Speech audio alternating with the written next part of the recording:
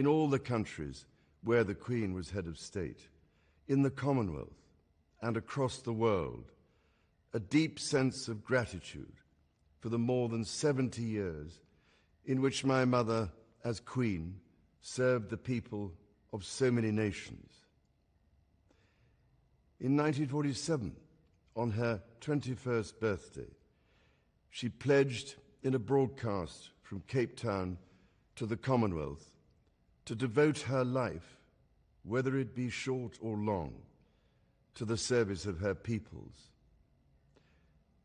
That was more than a promise. It was a profound personal commitment which defined her whole life. She made sacrifices for duty. Her dedication and devotion as sovereign never wavered through times of change and progress, through times of joy and celebration, and through times of sadness and loss. In her life of service, we saw that abiding love of tradition, together with that fearless embrace of progress, which makes us great as nations. The affection, admiration, and respect she inspired became the hallmark of her reign. And as every member of my family can testify, she combined these qualities with warmth, humor, and an unerring ability always to see the best in people. I pay tribute to my mother's memory, and I honor her life of service. I know that her death brings great sadness to so many of you, and I share that sense of loss beyond measure with you all. When the Queen came to the throne, Britain and the world were still coping with the privations and aftermath of the Second World War, and still living by the conventions of earlier times. In the course of the last 70 years, we have seen our society become one of many cultures and many faiths. The institutions of the state have changed in turn. But through all changes and challenges, our nation and the wider family of realms, of whose talents, traditions, and achievements I am so inexpressibly proud, have prospered and flourished. Our values have remained and must remain constant. The role and the duties of monarchy also remain, as does the sovereign's particular relationship and responsibility towards the Church of England, the church in which my own faith is so deeply rooted. In that faith and the values it inspires, I have been brought up to cherish a sense of duty to others and to hold in the greatest respect the precious traditions, freedoms, and responsibilities of our unique history and our system of parliamentary government. As the Queen herself did with such unswerving devotion, I too now solemnly pledge myself, throughout the remaining time God grants me, to uphold the constitutional principles at the heart of our nation.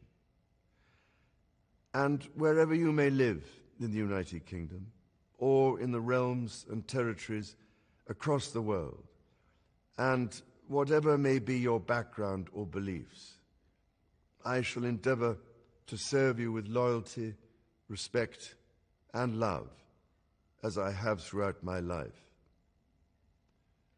My life will, of course, change as I take up my new responsibilities. It will no longer be possible for me to give so much of my time and energies to the charities and issues for which I care so deeply. But I know this important work will go on in the trusted hands of others. This is also a time of change for my family. I count on the loving help of my darling wife, Camilla. In recognition of her own loyal public service since our marriage 17 years ago, she becomes my Queen Consort. I know she will bring to the demands of her new role the steadfast devotion to duty on which I have come to rely so much.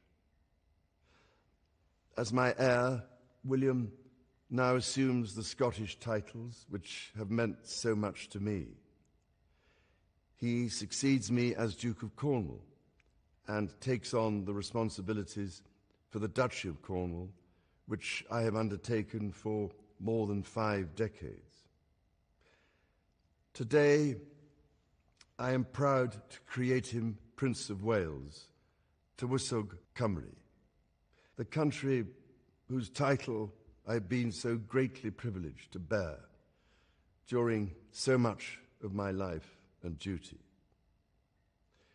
With Catherine beside him, our new Prince and Princess of Wales will, I know, continue to inspire and lead our national conversations, helping to bring the marginal to the centre ground, where vital help can be given.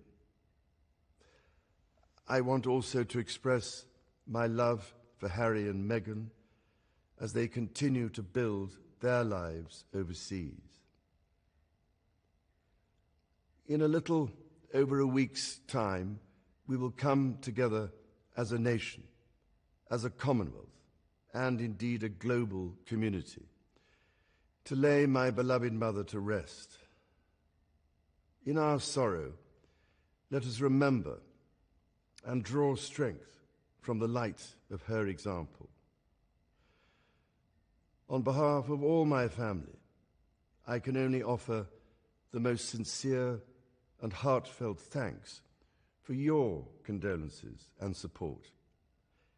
They mean more to me than I can ever possibly express. And to my darling Mama, as you begin your last great journey to join my dear late Papa, I want simply to say this: thank you. Thank you for your love and devotion to our family and to the family of nations you have served so diligently all these years.